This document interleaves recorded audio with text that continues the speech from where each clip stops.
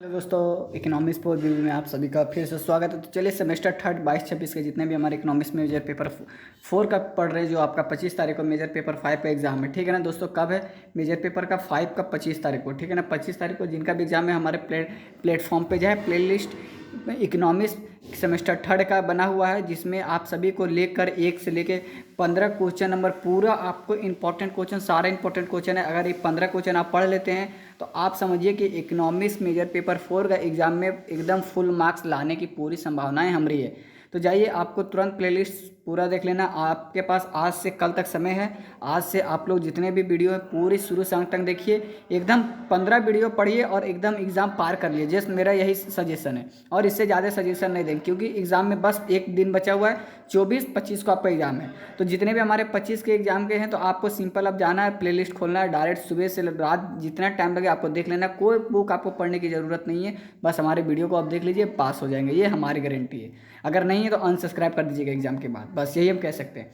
तो चलिए question number 15 को स्टार्ट करते हैं। ये हमारा लास्ट इंपॉर्टेंट क्वेश्चन है। इसके बाद कोई एकदम प्लेलिस्ट पे हमारा इकोनॉमिक्स मेजर पेपर 4 का एक भी क्वेश्चन आएगा, ये लास्ट है। ये अगर आप पढ़ लेते हैं तो आपका एग्जाम पार हो जाता है। तो चलिए जल प्रदूषण को पहले पढ़ते हैं। जल प्रदूषण हमने प्लेटफॉर्म पे जितने भी हमारे अगर ओल्ड सब्सक्राइबर है, अगर उस वो लोग ने अगर देखा हुए हैं प्रदूषण को, उसमें हमने बताया था कि प्रदूषण जब हम पढ़ा रहे थे क्वेश्चन, उसमें प्रदूषण को लेकर 3, 4, 5, 10 क्वेश्चन बनाए थे। उसमें से आपको एक क्वेश्चन और ये भी ऐड होता है। जल प्रदूषण भी अलग तरह से पूछ सकता है। जल प्रदूषण का अर्थ बताइए एवं इसके कारणों, प्रभावों और इसको रोकने के उपाय को वर्णन करें। ठीक है, तो चलिए इसको पूरी तरह से डिस्कस करते हैं। पहले जल को समझेंगे। जल में किसी ऐसे बाहरी पदार्थ की उपस्थिति जो जल के स्वाभाविक गुणों को इस प्रकार प्रभावित कर दे कि जल स्वास्थ्य के लिए नुकसानदायक हो जाए या उसकी उपयोगिता कम हो जाए, जल प्रदूषण कराता है। अगर किसी भी जल में अगर हम किसी अन्य प्रकार का पदार्थ डाल दें या किसी कारण जल को हम खराब कर दें, तो वो क्या हो जाता है, अपने आप उसकी गुणवत्ता क्या बढ़ जाती है, या प्रभावी मतलब कि वो खराब नुकसानदायक बन जाता है। तो आप उससे क्या कह सकते हैं, एक वर्ड में प्रदूषण कहला सकता है, जल प्रदूषण कहलाता है। क्योंकि आप मान लीजिए नाली का पानी है तो आप उसको पीजिए, क्योंकि वो जल प्रदूषण है। अगर किसी तरह का कुआं है और अगर कुएं में अगर किसी तरह का कुछ जानवर मर गया या कुछ गंदगी चीज़ जमा है, तो आप उस जल को आप क्या कहते हैं कि कुआं गंदा हो गया, मतलब कुआं गंदा हो गया, मतलब कुआं का पानी गंदा हो गया, तो जल प्रदूषण उसे कहा जाता है किताबी लैंग्वेज में। तो आप सिंपल सा एक वर्ड यहाँ से, एक पॉइंट आप यहाँ से उठा लीजिए, एक पॉइंट आपका हो गया। चलिए पॉइंट वाइज लिखिएगा तो आपको एग्जाम में अच्छा नंबर देगा। दूसरा पॉइंट आप ये उठा सकते हैं, जल प्रदूषण नियंत्रण तथा नियंत्रण विभाग अधिनियम 1974 लिखिएगा कि धारा 2 अंगा के अनुसार जल प्रदूषण का अर्थ है जल इस प्रकार संक्रमण या जल के भौतिक, रासायनिक या जैविक गुणों में इस प्रकार का परिवर्तन या किसी औद्योगिक बाह्य स्रोत का किसी तरल वायु या ठोस वस्तु का जल में विसर्जन जिसे उत्पत्ति हो रहा है या होने की संभावना हो, वे वस्तुएं एवं पदार्थ जो जल की शुद्धता एवं गुणों को नष्ट करते उसे प्रदूषण कहलाते हैं। आप ये भी कह सकते हैं। दूसरा पॉइंट ये आप जोड़ सकते हैं। चलिए यहाँ से आप पॉइंट दे सकते हैं या एरो दे सकते हैं। जल प्रदूषण स्रोत अथवा कारण, जल प्रदूषण स्रोतों अथवा कारणों को 2 वर्ग में बांटा जा सकता है। अब देखिए, जल प्रदूषण 2 प्रकार से हो सकते हैं, एक तो प्राकृतिक, एक तो हमारे द्वारा को क्या कहते हैं, मानवीय स्रोत। ठीक है ना, प्राकृतिक स्रोत जो प्राकृतिक द्वारा हुआ, प्राकृतिक आपदा द्वारा हुई, प्राकृतिक के कुछ संसाधनों द्वारा हुई, तो उसे हम प्राकृतिक स्रोत कहेंगे। अब मानवीय स्रोत क्या हुआ, हमारे द्वारा कूड़ा कचरा फेंकते हैं, प्लास्टिक है, टायर है, ये लंद फंद जितने भी चीज़ उर्वरक चीज़ यूज कर रहे हैं, तो वो सारे चीज़ हमें जल प्रदूषित करते हैं। तो चलिए दोनों को पढ़ेंगे और दोनों में आपको सटीक आंसर लेना है ताकि एग्जाम में नंबर मिले। पहला पॉइंट आप कीजिएगा, प्राकृतिक स्रोत। जल प्रदूषण के प्राकृतिक स्रोत कभी कभी भूलखन के दौरान खनिज पदार्थ पेड़ पौधे की पत्तियां जल में मिलकर जाती है, जिससे जल प्रदूषण होता है। सिंपल आप समझ चुके हैं पढ़ के। इसके अंतर्गत नदियों, झरनों, कुआं, तालाबों का जल के जिन स्थानों से बाहर आता है या इकट्ठा रहता है, वहां भूमि आदि खनिजों की मात्रा में वह जल मिल जाता है। वैसे तो उसका कोई गंभीर प्रभाव नहीं होता है, परंतु यदि जल में उसकी मात्रा बढ़ जाती है तो नुकसानदायक साबित होते हैं। ठीक है, यह जल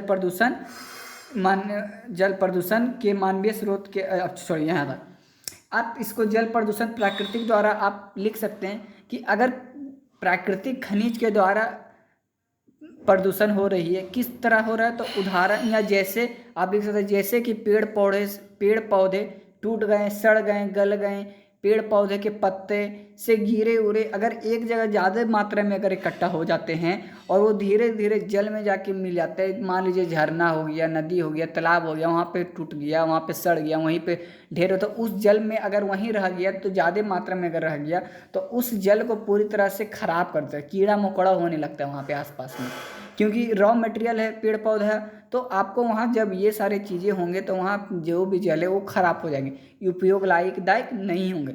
लेकिन ज़्यादा प्रदूषित नहीं होता अगर आप उस चीज़ को हटा देते हैं। मान लीजिए कुआं में बहुत सारा पत्ता गिर गया, जब आप कुआं को उस पत्ते को पूरी तरह साफ कर देते हैं, मिट्टी अंदर से निकाल देते हैं और उसके बाद कुछ दिन स्टोर होने देते, कुछ दिन जमा होने देते पानी को, और उस फिर पानी को देखते तो पूरी तरह से आपको क्या लगता है, सफ़ा। जैसे कि आप एग्जांपल में समझ सकते, अभी गर्मी की सीज़न थी, आपके सारे कुआं से जमा होंगे तो आपने क्या किया, जब कुएं जब अंतिम छोर पे आया तो आप सभी को क्या प्राप्त हुई कि हमारा कुआं का पानी बहुत गंदा है, तो उसको आप क्या किए, साफ़ किए, जितने भी खनिज पदार्थ थे वहाँ से, मिट्टी थे, उसको निकालें, उसको फेंके, पत्ते उत्ते जो गिरे हुए तो उनको फेंक दिए। जब आप फेंके, अब आपकी बारिश हो रही है, अब आपकी पानी जब स्टोर होगी कुआं में तो आपको क्या देखने को मिलेगा, सफ़ा पानी। तो ये क्या हुआ कि मतलब नुकसानदायक है लेकिन कम नुकसानदायक है, प्राकृतिक द्वारा किया गया। अब चलिए मानव द्वारा पढ़ते हैं। जल प्रदूषण के मानवीय स्रोत, जल प्रदूषण के मानवीय स्रोत अथवा कारण निम्न प्रकार के। अब देखिए, जल प्रदूषण की बात करें अगर हमारे द्वारा तो अनेक प्रकार के होते हैं, आप एक लाइन में इसको दर्शा नहीं सकते, इनके अनेक प्रकार है, अनेक कारण है, आप भी जानते हैं, हम भी जानते हैं, सबको जानते हैं, जो पढ़ रहे हैं वो भी जानते हैं मानव द्वारा कितने प्रकार होते हैं। क्योंकि आप 1 क्लास से अगर 6 क्लास इकोनॉमिक्स पढ़े तो आप सबको जान रहे हैं, 1 क्लास से पढ़े इन्वायरमेंटल इकोनॉमिक्स, इन्वायरमेंटल साइंस, आप सभी को मालूम होगा कि हमारे द्वारा ज़्यादा प्रदूषित होता है कोई भी चीज़, वायु प्रदूषण हो, जल प्रदूषण हो, मृदा प्रदूषण हो, ध्वनि प्रदूषण हो, कुछ भी हो हमारे द्वारा ज़्यादा होते हैं। तो अभी हम जल प्रदूषण की बात करें तो जल प्रदूषण को देख लेते हैं, लंबा जाएगा दोस्तों, घबराइएगा नहीं क्योंकि लास्ट वीडियो और आपको समझना जरूरी है। घरेलू वायु स्रोत, अब देखिए हमारे द्वारा घर के द्वारा क्या हो रहा है, तो जल प्रदूषण का एक कारण घरेलू कूड़ा कचरा है जो बहाया फेंका जाता है, जो आपके पूरे आसपास में जल में फेंक दिया जाता है, नाली में फेंक दिया जाता है, तो आपका वहाँ जल प्रदूषण हो गया। घरेलू कूड़े कचरे से अयुक्त बाह्य स्राव मलिन जल के नाम से जाना जाता है नाली के द्वारा। दूसरा में आप कह सकते हैं बाहिन मल, घरेलू तत्व सार्वजनिक शौचालय से निकला मूल मल मूत्र जब नदी नालों, तालाबों अथवा अन्य जलो स्रोतों में मिल जाता है। आप कह सकते हैं कि आपके घर से जो नाली निकलते हैं या लैट्रिन का पानी जो भी है, आपके घर से जो कचड़े की पानी निकलती है घर से, खराब जल जो आपके, उनको नाम दिया जाता है नाली। नाली द्वारा निकले गए जितने भी पानी आपके कहाँ तालाब नदी नालों में मिलते हैं, वह जाकर क्या करता है, तो वो जल में प्रदूषण के कारण बनता है, वही एक महत्वपूर्ण कारण होता है दोस्तों।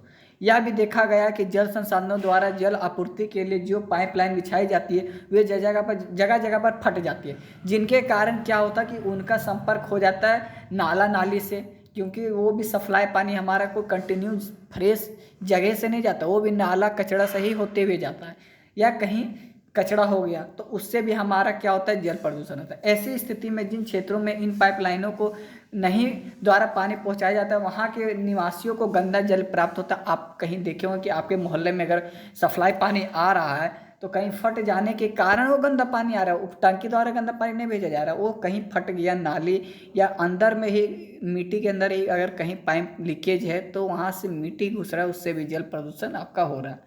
ठीक है, जिसकी वजह से हैजा, यंत्र शोध, पीलिया, पेचिस, बुखार जैसी बीमारियां हो जाती है। प्रदूषित जल से जलोदा रोग तो होते ही हैं, साथ ही कुछ वायरस जन्य रोग भी हो सकते हैं जैसे पोलियो आदि।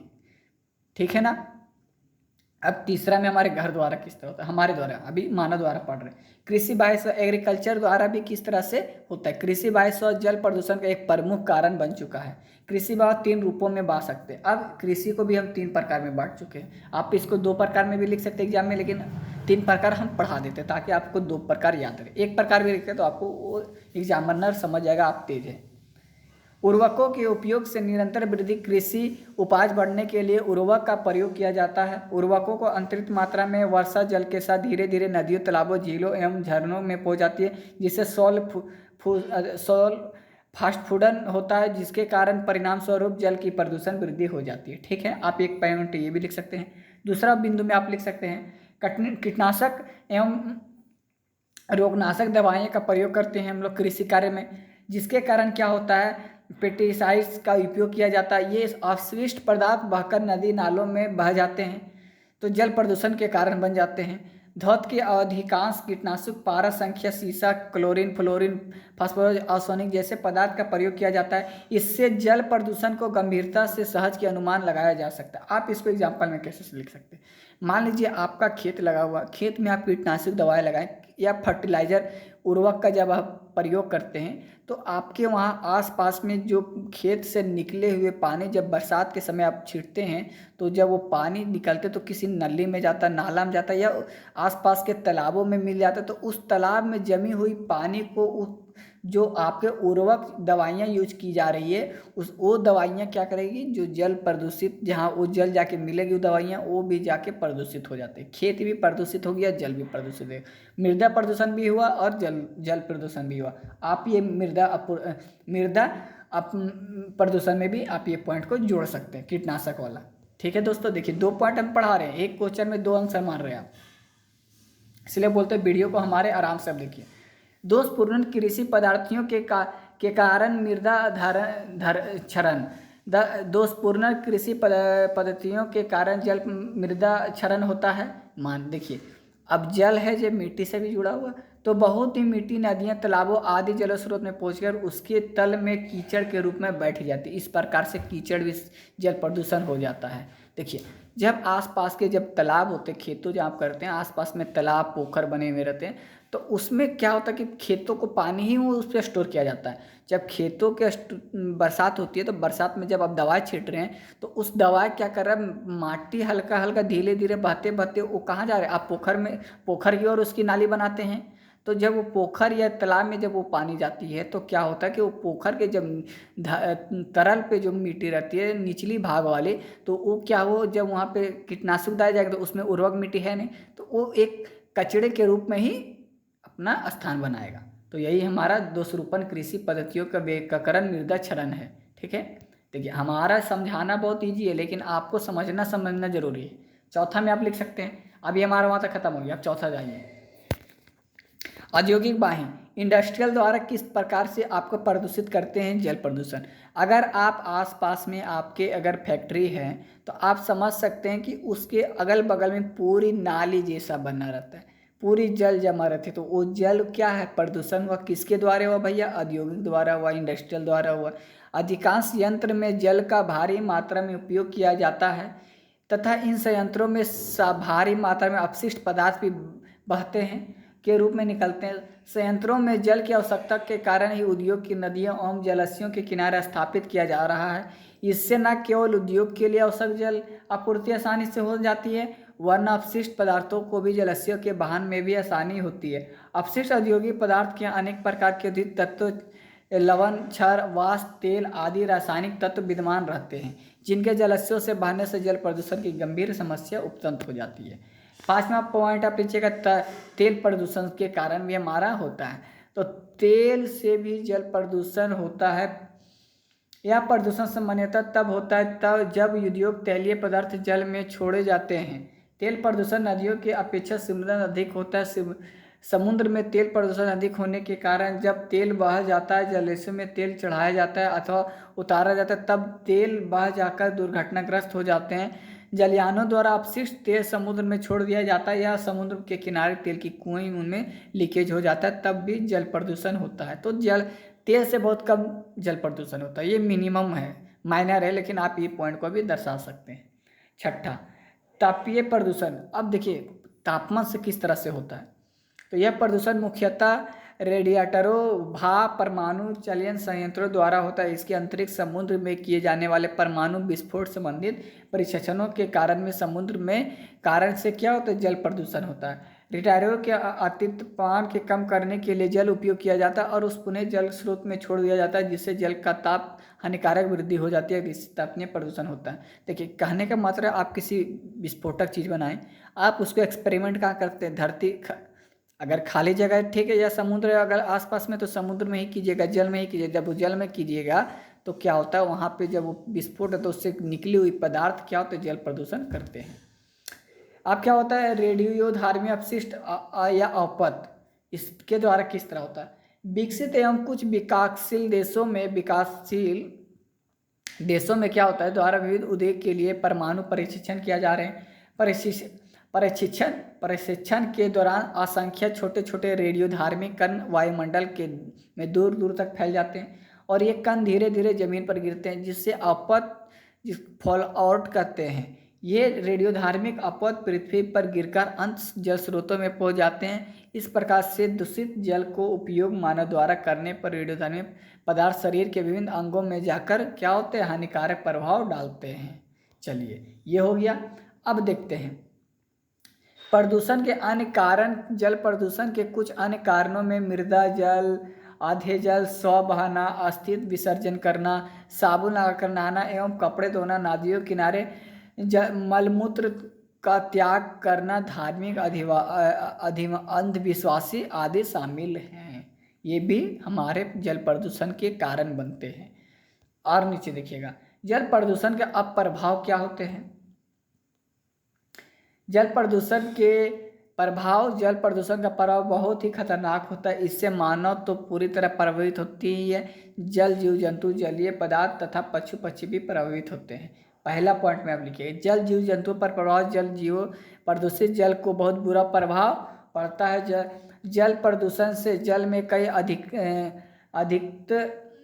अधिकता हो जाती है तथा ऑक्सीजन की कमी हो जाती है। एवं सर्वेक्षण के अनुसार 1 लीटर जल में ऑक्सीजन की मात्रा समय 0.1 घन सेंटीमीटर रह गई, जबकि 1940 में 2.5 सेंटीमीटर थी। जल प्रदूषण में प्रभावित होने वाले जंतुओं मछलियां प्रमुख हैं। लखनऊ की गोमती नदी में कारखानों द्वारा छोड़े गए प्रदूषित जल के कारण नदी का जल इतना विषित हो गया है कि जल की ऊपरी मरी हुई मछलियां उभर जाती है। अब देख रहे कितना खराब है। 1940 में 2.5 घन सेंटीमीटर ऑक्सीजन थी, लेकिन अब की मात्रा में 0.1 ऑक्सीजन सिर्फ पानी में बचा है। सोच लो कितना घट गया, 2.5 से डायरेक्ट 0.1 आया। तो भाई ये तो सोचने वाली विचार है। इसलिए तो मछलियाँ अब आपको खराब मिलती है। दूसरा पॉइंट में आप लिख सकते हैं, जलीय पदार्थों के प्रभाव। जल प्रदूषण से जलीय पदार्थ भी बुरी तरह से प्रभावित होते हैं। प्रदूषित जल में सॉलिड तेजी से प्रस्फुटित होने लगता है और कुछ विशेष प्रकार के पौधे को छोड़कर शेष नष्ट हो जाते हैं। प्रदूषित जल में नष्ट होने वाले पौधे नीले, हरित, सॉल के एडवेंस आदि। जल प्रदूषण जल में कोई भी अधिकता होने से सूर्य का प्रकाश गहराई तक नहीं पहुंच पाता है, जिससे जलीय पौधों का प्रकाश संश्लेषण किया जा और उनकी वृद्धि प्रभावित होती है।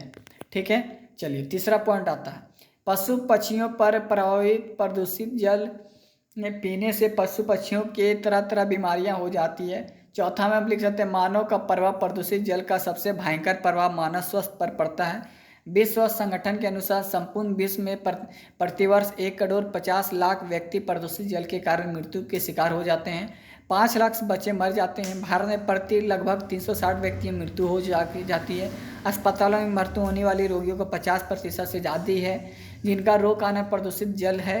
अब विकसित देशों में स्थिति तो बुरी है, वहाँ 80% होंगे कि जड़ से जल से है। पाँचवा में आप लिख सकते हैं, जल प्रदूषण के कुछ अन्य प्रभाव भी होते हैं। पहला, जल प्रदूषण के कुछ अन्य प्रकार हैं। पहला, पेयजल का अरुचिकर तथा दुर्गंधयुक्त होना। जल विद्यमान समूच जीव एवं विविध पदार्थों के कारण पेयजल का स्वच्छ अरुचिर हो जाता है, जिसमें कार्बोनिक अवशिष्ट पदार्थ के सड़ने से हाइड्रोजन सल्फाइड तथा अमोनिया आदि गैसों की उत्पादित होती है, जिससे जल दुर्युक्त हो जाता है। खा में लिख सकते हैं, सागरों का क्षमता की कमी। जल प्रदूषण के कारण मछली तथा पदक उत्पन्न करने की क्षमता कम आ जाती है। 20 वर्ष में 30%, 40% की कमी आई है। पिछले अगर 20 साल में देखते तो 30-40% कम हो गई मछली के उत्पादन। छठा में लिखेंगे, लास्ट में, उद्योगों की क्षमता में कमी। जल की प्रदूषित होने के कारण औद्योगिक इकाइयाँ की कार्य क्षमता भी कम हो गई है। कानपुर में चमड़ा इकाइयाँ की गंगा का जल में प्रदूषित हुआ, किंतु इस प्रदूषित जल को बमड़ उद्योग की प्रभावित हुआ। अब देखिए, जल प्रदूषण को रोकने का उपकरण क्या क्या है। ठीक है, पहला उपाय, 5 पॉइंट आप इसमें लिख सकते हैं। जल स्रोतों के पास गंदगी फैलाने, साबुन लगाकर नहाने पर प्रतिबंध लगाना चाहिए। दूसरा, पशु को जल में नहलाने से रोकना चाहिए। तीसरा आप लिख सकते हैं, सभी प्रकार के अपशिष्ट युक्त बाह्य स्रोत, नदियों, तालाबों, अन्य जल स्रोतों में बहाने पर प्रतिबंध लगाना चाहिए। जाना चाहिए। वे औद्योगिक वाहन स्रोत का अपशिष्ट समुचित उपचार किए जाए, जल स्रोतों में बहाए जाए। नए कारखाने के लाइसेंस देने से पूर्व उसे चेक किया जाए कि उसके पास बहाने वाली उपचार बनी हुई है या षड्यंत्र बना हुआ है कि नहीं। ठीक है, यही कहा गया है। चौथा पॉइंट में आप लिख सकते हैं, नदियों में आधे जल, साव, राख तथा आधी जली लकड़ी के बहाने पर प्रतिबंध लगाना चाहिए। नदी घाटों पर विद्युत सौदा गृह का निर्माण के उसके उपयोग को प्रोत्साहित करना चाहिए, मतलब जलाने का एक विद्युत रूप बनाना चाहिए। उर्वरक तथा कीटनाशक का उपयोग आवश्यकता अनुसार ही किया जाए। टीटीडी तथा इसी प्रकार के स्थायी प्राकृतिक कीटनाशक का उपयोग प्रतिबंध लगाया जाए। छठा में आप लिख सकते हैं, प्रदूषित जल प्राकृतिक स्रोतों से गिरने पर पूर्व उसमें सौल की कुछ जातियां एवं जलकुंभी पौधों का उगाकर प्रदूषित जल कल को शुद्ध कर लिया जाए। ऐसी मछलियां जलाशयों में छोड़ना चाहिए जिससे मछुआरों, अंडे, लावर, जलिया खतरा पर झरना करे। कछुओं को नदियों में जलाशयों को छोड़ना चाहिए ताकि उनसे कीटनाशक दवाएं, मतलब खतरनाक चीज़ें खत्म हो। तो दोस्तों, इकोनॉमिक्स का मेजर पेपर 4 पूरी तरह से कंप्लीट हो गया। कंप्लीट इस वीडियो के माध्यम से टोटल 15 क्वेश्चन था दोस्तों। 15 क्वेश्चन आपके थे। 15 क्वेश्चन आपको पूरी तरह से सॉल्यूशन कर लेनी है, पूरी तरह से समझ लेनी है, देख लेनी है। एक अगर आप 15 वीडियो देखते हैं तो आप एग्ज़ाम की नैया पार, ये हमारी गारंटी है। अगर दोस्तों वीडियो सही लगती है, जानकारी सही लगती है, क्वेश्चन आपको एग्ज़ाम में पूछे जाते हैं हमारे प्लेटफॉर्म द्वारा किए कराए गए क्वेश्चन, तो हमें आप दिल से आप एक सब्सक्राइब कीजिए और एक दिल से आप किसी भी ग्रुप में शेयर कर दीजिए। जिस भी ग्रुप से, हम ज़्यादा नहीं, बस एक शेयर, एक लाइक, एक कमेंट, एक सब्सक्राइब, बस इतना ही मांगते और इससे ज़्यादा नहीं मांगते। क्योंकि मांगने का अंश यह है कि मुझे आप लोगों से सपोर्ट मिल रहा है, मोटिवेट मिल रहा है कि आप हमारे वीडियो को आप देखते हैं, शेयर करते हैं, जानते हैं, समझते हैं, हमारे जानकारी से आप अपने आगे बढ़ रहे हैं, तो हमें खुशी होगी दोस्तों। तो आज के लिए इतना ही दोस्तों। अब मेजर पेपर 5 की सिर्फ क्वेश्चन आएंगे। मेजर पेपर 5 में आपकी 29 तारीख को एग्जाम है। 29 तारीख से पहले सारी वीडियो आपको 27-28 तारीख तक आपको मिल जाएगी। 27 तारीख तक आपको सारे वीडियो मेजर पेपर 5 की मिल जाएंगे। बस आपको हमारे प्लेटफॉर्म पे जुड़ा हुआ रहना, ताकि, क्योंकि भाई जब मेजर पेपर 5 मैथ है तो मैथ में हम एकदम कंप्रोमाइज़ नहीं करेंगे, एकदम सब बारीकी से बताएंगे। तो आपको सब्सक्राइब करके रखना है। बाकी प्लेलिस्ट आपको सेव कर लेने, क्योंकि वही प्लेलिस्ट में मेजर 5 के भी वीडियोस अपलोड होंगे। ये नहीं सोचिएगा कि अलग से प्लेलिस्ट बनेगा, वही प्लेलिस्ट में हमारा मेजर 5 भी आएगा। तो कृपया आप प्लेलिस्ट को सेव कर लें, चैनल सब्सक्राइब कर लें, नोटिफिकेशन ऑन कर लें। इसके अलावा आपको कुछ नहीं करना। और भी चीज़ सब्जेक्ट पढ़नी है तो हमारे प्लेटफॉर्म पे जुड़े रहें। अभी पॉलिटिकल है, सोशल है, अदर जितने भी अभी आपके इंफॉर्मेशन टेक्नोलॉजी है, डिजास्टर है, बहुत सारे ऐसे सब्जेक्ट जो हमारे प्लेटफॉर्म पे इंपॉर्टेंट क्वेश्चन उनके आएंगे। तो आपको बस जुड़ा हुआ रहना है। तो जय हिंद दोस्तों, जय भारत।